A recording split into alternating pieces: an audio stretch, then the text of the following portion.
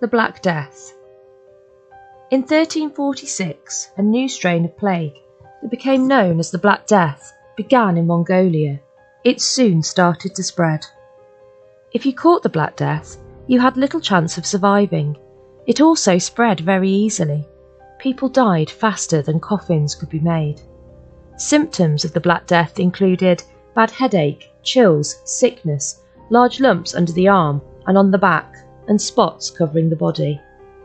It was believed that the best way to treat the Black Death was to cut open a lump and cover it with warm butter, onion and fig.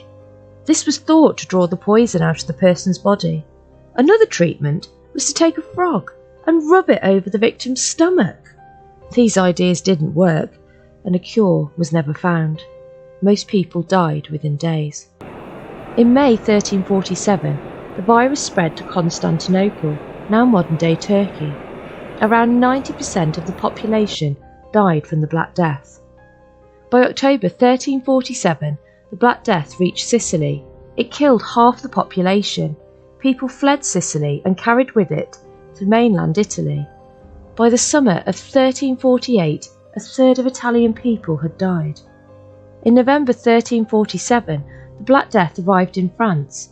During 1348, it spread through Europe. In April 1348, people began to blame Jewish people for causing the Black Death. This was the beginning of many horrific attacks on Jewish communities around Europe. The worst attacks took place in 1349, when 2,000 Jewish people were killed in Strasbourg, France.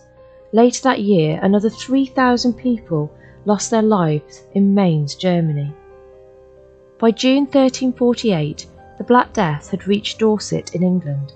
As people fled the area, it spread throughout the country. By October, the Black Death had reached London, and by April 1349, it had reached Wales. 100,000 people in Wales died from the disease.